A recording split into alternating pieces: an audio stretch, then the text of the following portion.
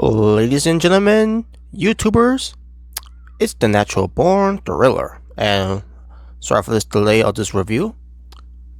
But then again, what else is new?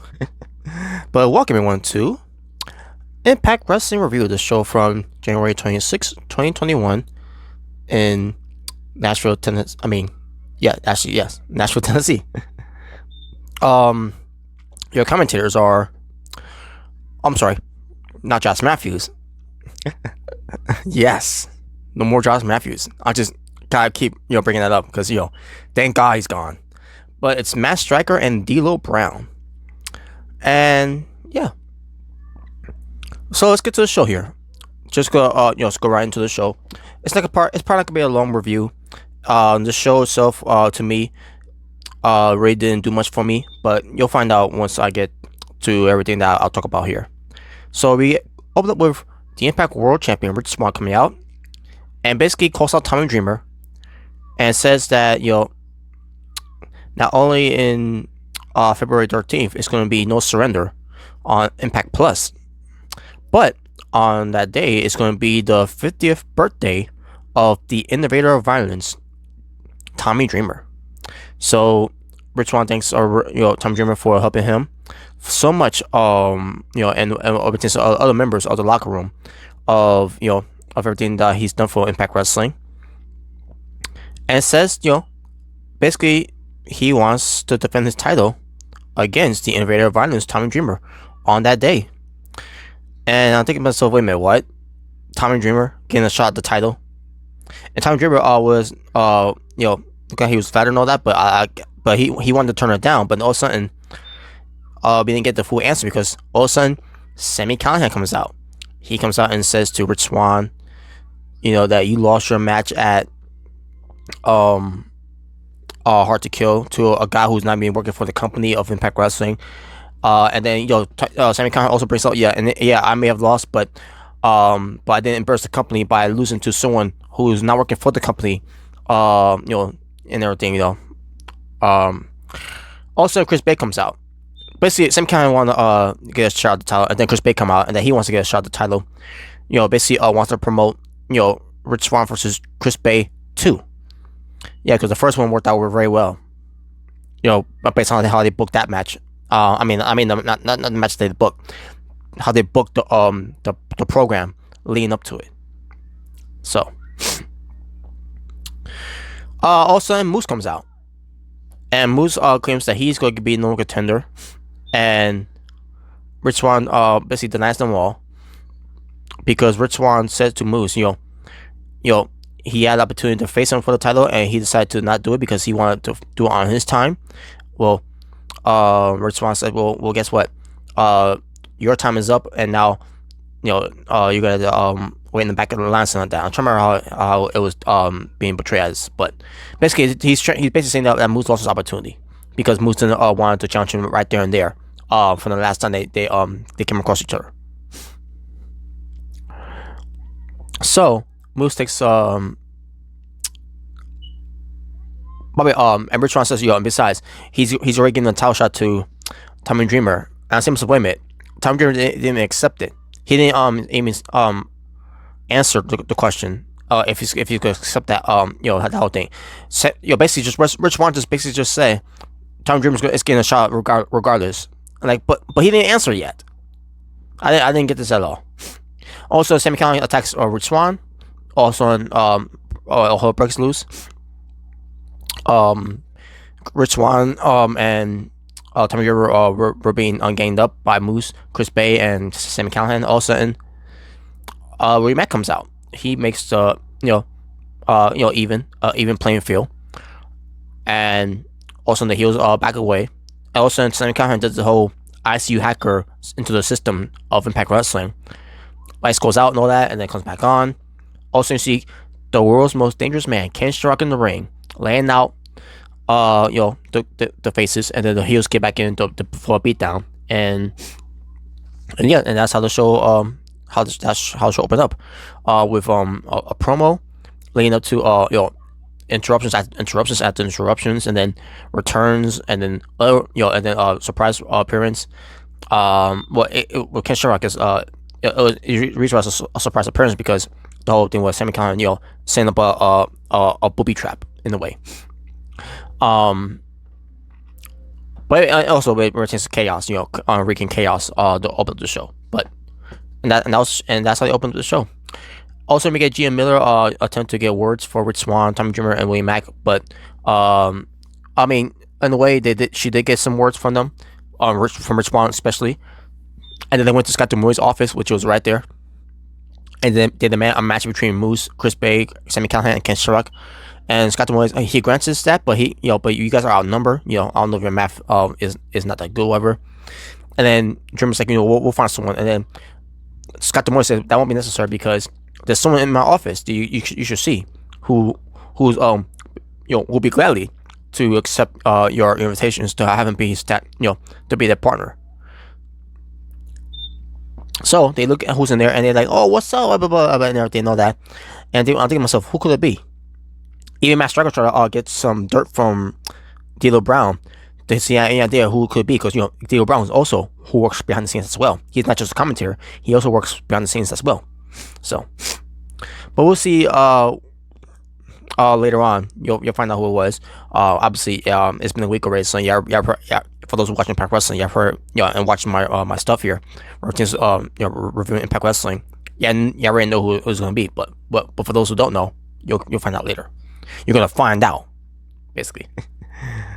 Next we get to Matt Cardona and Josh Alexander versus Ace Austin and Madman Fulton. A match I thought was decent. With you have Matt Cardona defeating, of all people, Madman Fulton, a big guy, a monster.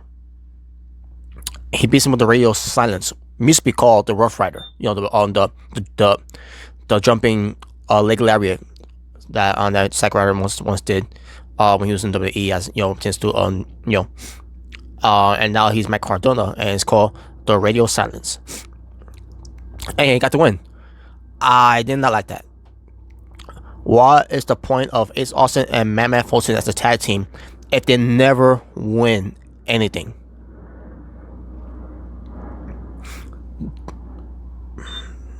They should never pair them up together like that. Then this was going to be the case. At least with Shawn Michaels and Big Daddy Cool Diesel at the time when they end up being together, at least they won matches. They even won tag team titles.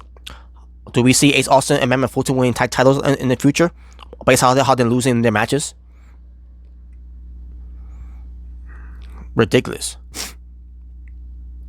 Ray Raju talks about the match he's gonna have against TJP, which is gonna lead to, if he could beat TJP, he gets a title shot in the future, which I'm assuming is gonna happen at No Surrender if he gets to win. And he's talking to somebody backstage that's they're never really revealing who that person is that much.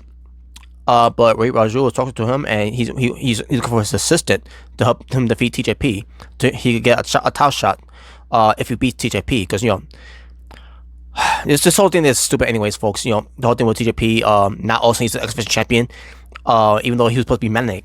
He was supposed to be manic, and now we're gonna forget all about that because we're idiots watching a show that that's gonna just insult our intelligence, right? So the damage is done. Doesn't mean I'm not gonna keep bringing this up.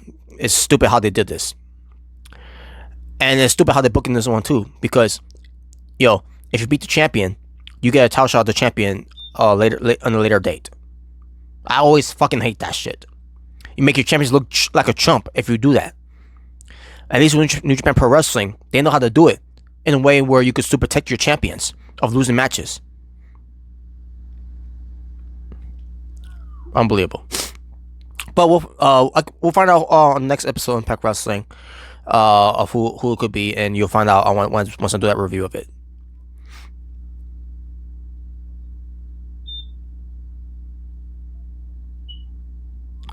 Okay, hold on a second, folks. I apologize. Let me take care of this in here. All right, boom. There was a notification in the way there. We got an advertisement from AEW president Tony Khan and the AEW commentator Tony Schiavone. Another pay ad promoting Wednesday night's Dynamite for AEW on TNT on Impact Wrestling. And the way this was done, you have it was awkward and cringy what tends to what Tony Khan is doing as a character. He's basically next to Tony Schiavone is doing this. Yo, AEW is the better company than Impact Wrestling. He's not saying that, but I'm just saying, but the way he's doing it, he's like, we're gonna teach you guys a lesson, or we're gonna show you we had the better talents and all that, and blah blah blah. And he keeps doing this, like, oh my god, this is it was awkward to watch, but they got the point across in a way, so I guess we just take it as a grain of salt. I didn't like it. I thought it was too over the top from Tony Khan. Now, usually he does it right, but this one it felt like it just didn't look right. Hopefully it doesn't fall. I need to show me a little more room in a way. And plus I was too lazy to move elsewhere too. So, anyways, Matt Cardona and Josh Alexander are backstage. Well, first they show Brian Myers. He's coming to go to the the Impact Zone to wrestle against Eddie Edwards, but we'll get to that momentarily. But he's walking. And also, he bumps into an old friend, obviously, Matt Cardona, and Josh Alexander. That's there as well, obviously, because they just came from the match on that they won.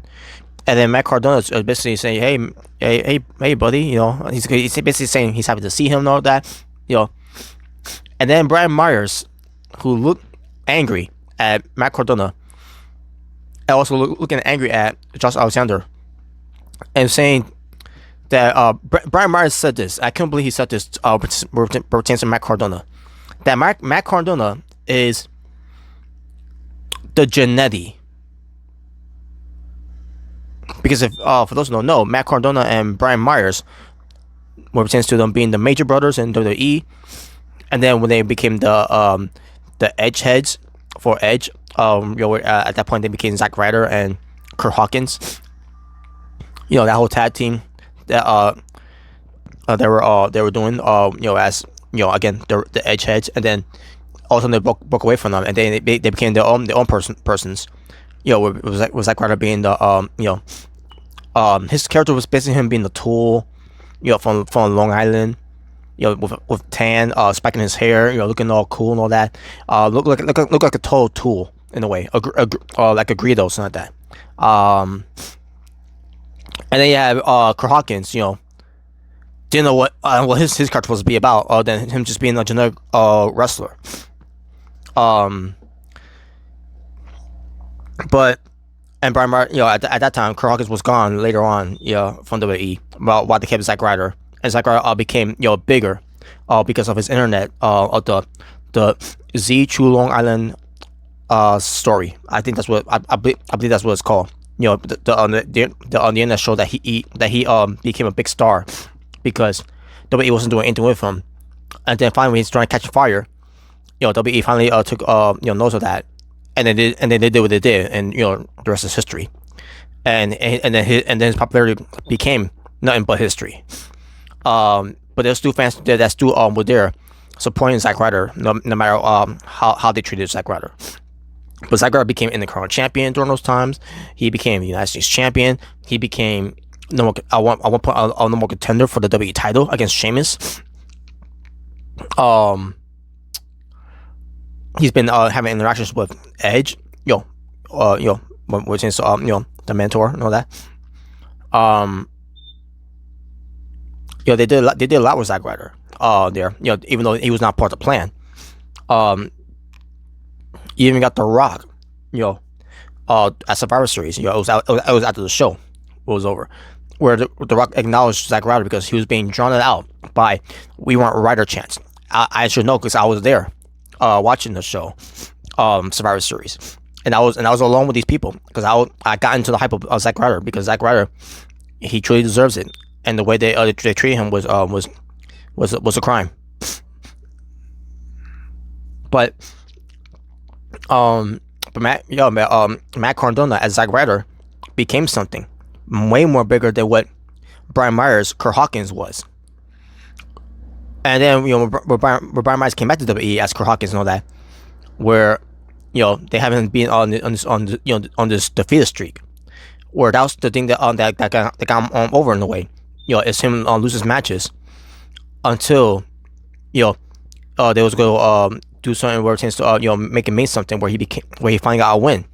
After returning to WWE, he finally got a win. But of all places that he got a win on, it was on the pre-show of WrestleMania that no one watched. And that was Kurt Hawkins and Zack Ryder becoming tag team champions against the Revival at the time. And that was his only big break there. Kurt Hawkins, was him having his defeated streak, how many losses he had, and he had 0 wins until finally he got a win. And then what happened after that? He was done. There was nothing to get behind him anymore of Kurt Hawkins. Now there was something to get behind with Zack Ryder, but we all know how WWE doesn't want to do anything with Zack Ryder either. But they became tag team champions and all that. It didn't last that long, and it didn't mean anything in either way too. So much for that. But the point I'm trying to make here is that Zack Ryder, you see the difference between Zack Ryder's career and Kurt Hawkins' career in WWE, and now here they are with Matt Cardona away from WWE, along with Brian Myers being away from WWE as well, because they both were victims of being fired during the pandemic on that Black Wednesday. And you see Matt Cardona, he's doing stuff in the Indies. He did some stuff with AEW, and now he's here in Impact Wrestling. Brian Myers comes into Impact Wrestling, and for whatever reason, they're pushing him as to be some type of top guy for Impact Wrestling. And his thing is that he's the most professional wrestler. I thought that was going to lead to, but you know what? This whole most professional wrestler thing, it could work with him as being a heel. But the problem is, it's Brian Myers. Who cares about Brian Myers? No one's care about Brian Myers in the indie scene. And if you think someone cares about Brian Myers in Impact Wrestling, it's a joke, because, and it's not his fault. It's the way he was being booked and treated during his time in WWE.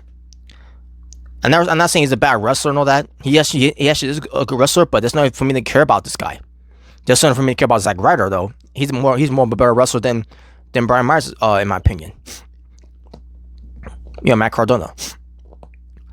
And the fact that Brian Myers had the nerve, the gall to say that Matt Cardona is the Jannetty out of those two, saying that Brian Myers is trying to say that he's the Shawn Michaels of that tag team. Get the fuck out here with that bullshit. And plus, I hate that thing too, by the way. Because Mark Jannetty is a good wrestler too.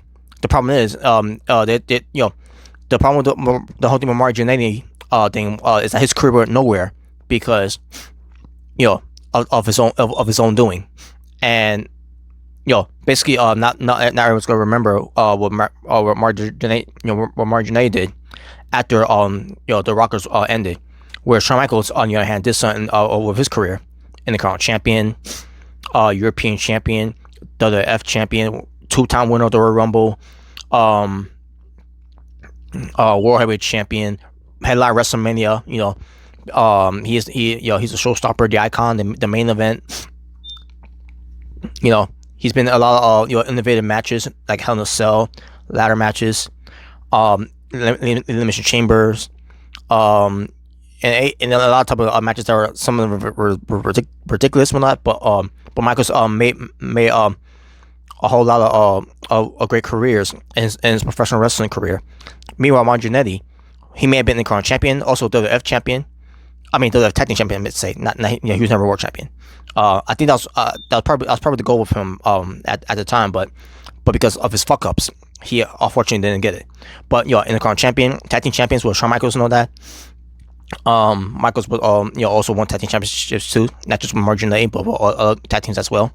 That he was paired up with. But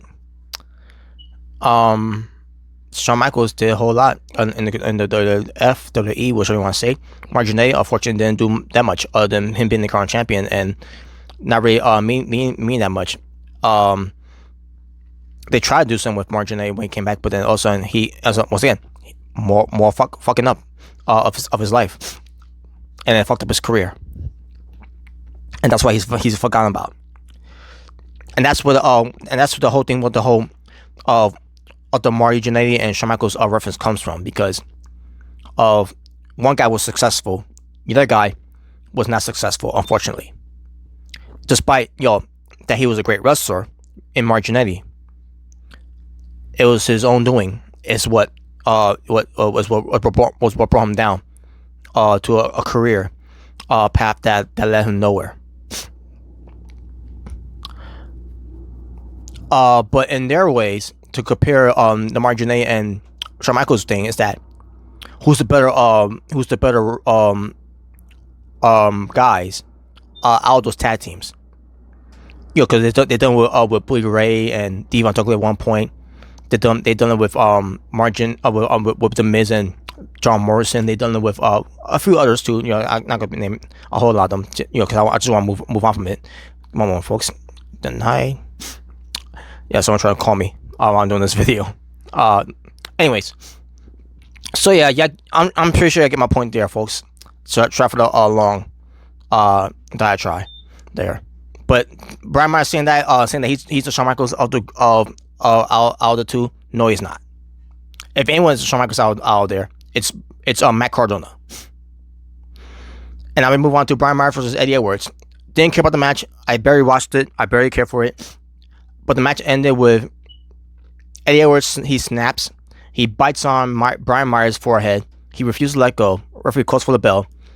And Eddie Edwards acting crazy, bloody in his mouth and all that. Brian Myers looked disturbed after that. And so then they're gonna go back to Eddie Edwards being the wrestler, the Wolf, the former world champion, that whole thing. They're still doing this whole crazy thing with him, despite that he finally got his revenge. He finally got his payback on Sami Callihan. A 2.5 long year rival between these two. A story that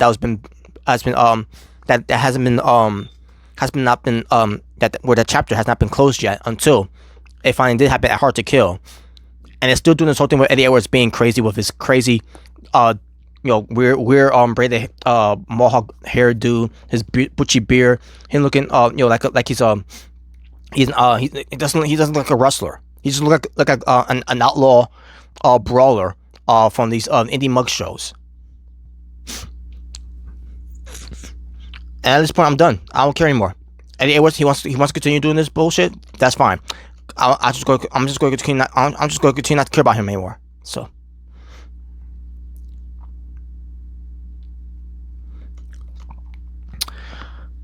The Impact Knockouts Tag Team Champions, Kiera Hogan and Tasha Steelz, the Fire and Flava Fest. Unfortunately, there was no one showing up. And then also in Giant Stringer passed by. He's wearing some kind of jungle outfit, whatever, jungle toga, whatever. And he has some stringer girls. 3 stringer girls. They look like they're prostitutes. One of them looked beautiful, by the way. The other 2, yeah, those 2 look like they were crack whores.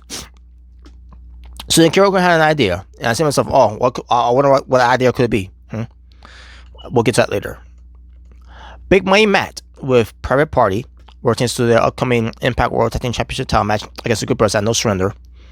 And after all, more victories equals more money for Big Money Matt. That's basically what it was. So, and then and that was it. So, not much to say about that. Yeah, they were just there for a cameo appearance. So. Tennille Dashwood with Kid with a K versus Rosemary with Crazy Steve. Match itself was decent with Rosemary winning. Not much to say about that. And I don't remember if Kid with a K and Crazy Steve got involved of any kind. So, all of a sudden we get to the return of Larry D.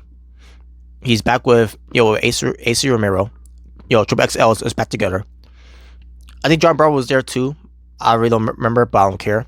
But Larry D claims that since he's been in the summers, wherever in jail, wherever prison, wherever he was at, he's now he's got a new mean streak and all that, whatever. And then Rosemary and Crazy Steve shows up.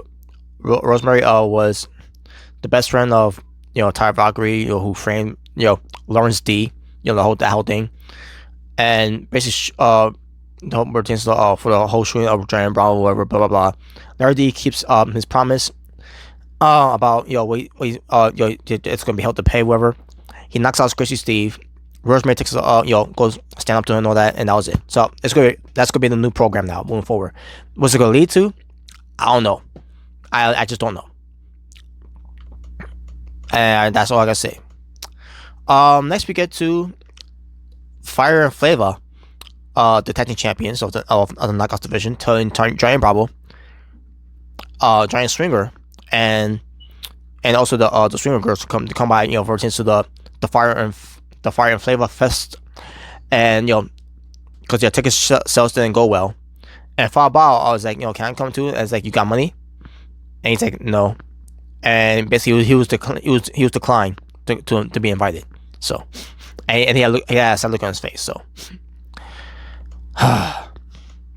then we get to the Knockouts champion, Guillermo Perazo, Kimberly, and Susan. Folks, I hate the Susan character. And I'll get to more of that after I read this. So they brag about their issues with members of the Knockout divisions. Also, Jordan Grayson and Jazz took offense of that. They interrupt, and they want to have issues of their own against them. Susan doesn't take that threat lightly because she's been a Cameron, and she challenges Rosemary to a match. And then one I can't remember if it was Jordan Grace or Jazz laid their hands on Susan like this, and Susan was like this, and then she's like, they touched me inappropriately, and I said, oh my god, does this company knows how to book a Cameron? Do they even know what a Cameron acts like? Apparently they don't. This was stupid. Terrible. Unbelievable. And folks, I'm not going to read to you what I saw on Instagram. And by the way, this is Susan. Returns to this post on the official Su Young account. So this is what it said. The disrespect from Instagram and denying the receipt of my blue check mark on identity for fiction is disgusting and unbelievable. I will be taking this matter up with the CEO immediately. I expect it FedExed to me by tomorrow morning, which probably this was back in basically it was 3 days ago. But she says, I expect it FedEx to me tomorrow morning. No excuses. I know my rights. I am Susan, and you can trust me. Hashtag justice for Susan.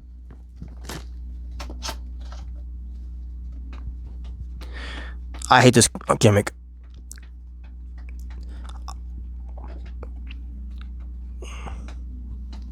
I mean, I guess in a way they're doing it right off of Impact Wrestling, because it's just on her own doing on Instagram. I don't know.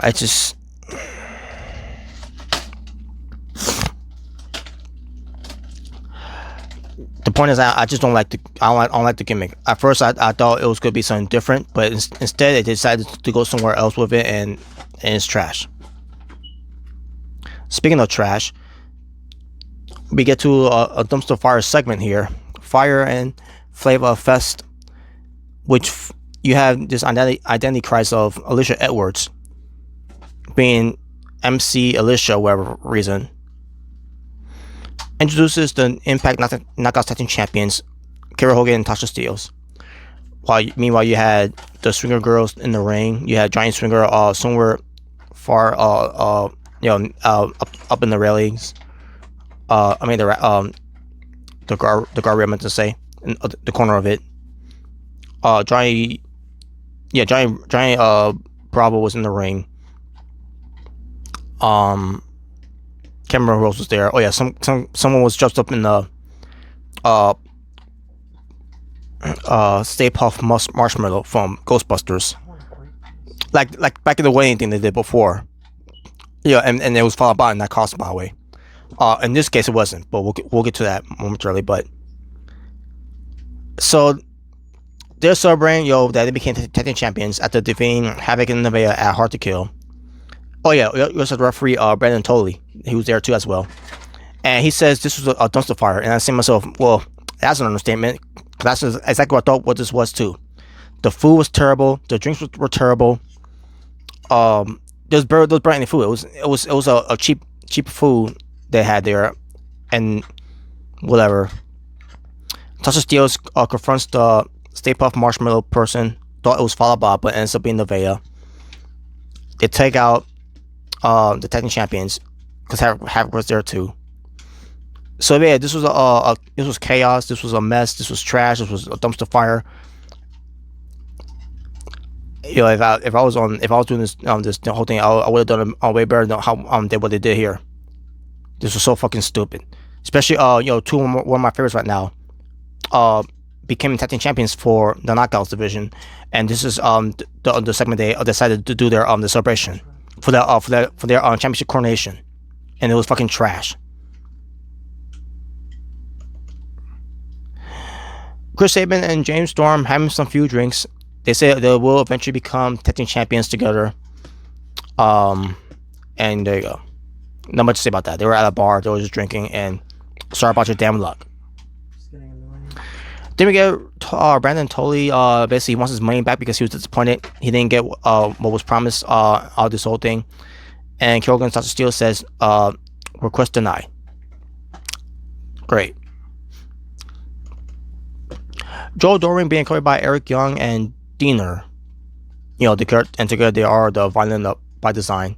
But it was Joe Doring going up against Cousin Jake. Match itself, it was also to showcase the dominance of Joe Doring. Cousin Jake showed some offense, but in the end, it was Joe Doring getting the win. After the match, they beat him down. The Violent by Design being down on Cousin Jake. They was going to take him out for good, but all of a sudden, Eric Young says, no, I'm not doing it. We're going to let him think about, him joining us and all that, and that was it. Is he going to join? He's not going to join. If he does, I don't care. But I don't think he's going to join. I think he's going to have some help. He's going to have some backup. So we'll see. Then we get to the main event: Moose, Sami Callihan, Ken Shamrock, and Chris Bay versus the Impact World Champion Rich Swann, Tommy Dreamer, William Mack, and the mystery partner for the Faces. And it ends up being the return of Trey Miguel. Trey Miguel is is back in Impact Wrestling. He decided to stay with Impact Wrestling, and all I can say is good. As far as Des and Wentz going to WWE, yeah, fucked up. And kudos to Impact Wrestling, by the way, for bringing back Trey Miguel. Out of those three of the Rascals, Trey Miguel was the star of the whole thing, and the way they booked him too. They treat him like he's the big star of that whole thing. And all I can say is Trey Miguel made the right choice. He could have went to either Impact. He could even went to AEW if he wanted to.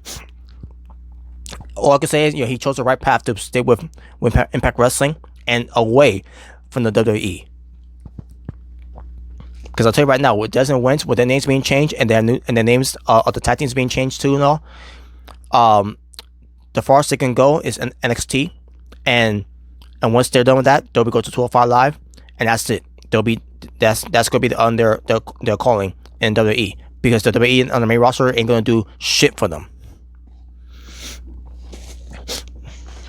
because they will go nowhere if they if they were to pass that on their ceiling of 205 Live as well.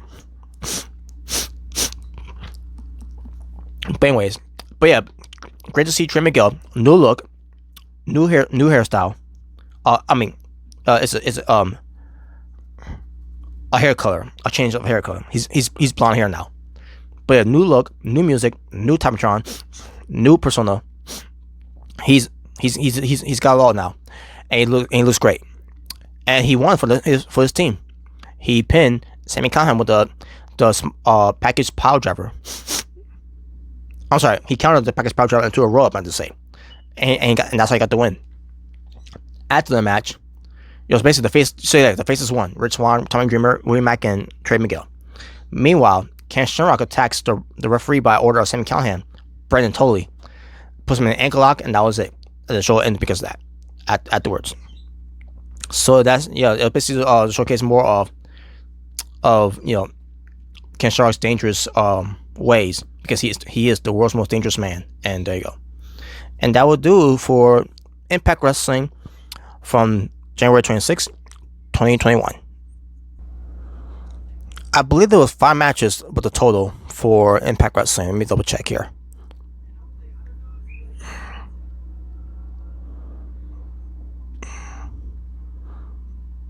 Five matches, okay. That was the total amount. And my overall rating for the show, I'm gonna go with a 6 out of 10. To me, it was a midway show in the middle of it. But hey, now I don't remember if I gave it a 7.5 out of 10, where we changed to the live reactions for Mr. Mick and Jay's 21's YouTube channel when we did the live reactions to Impact Wrestling. No, actually, no, I don't think we did. No, actually, no, we didn't. That's right. Sun came up on that day, so yeah. But I'm saying 6 out of 10 for this show. It wasn't a bad show. I mean, despite there were some things I nitpick about the show, but other than that, show was alright for what it was. And with that being said, thank you for watching. For It's Natural Born Thriller, saying peace on the streets. For you to make sure to subscribe, hit the notification bell for more future content, especially your favorites and mine. Stick on the trash series. Give it a like or dislike to show your encouragement and motivations for me to continue on to do this, as I try to give you the absolute best content I can give you with my Orange Cassie thumbs up. So you all stay well, stay safe, take care of yourself, everything that's going on in the world. Wear your mask, wear your gloves, love one another, God bless one another, live in peace and harmony for us all. For I am Mally here. Ta-ta for now. And also, look in my description box for all of my information of Facebook, Twitter, Instagram, Tumblr, Snapchat, wherever you can find, it's all there. So there you go. And take care.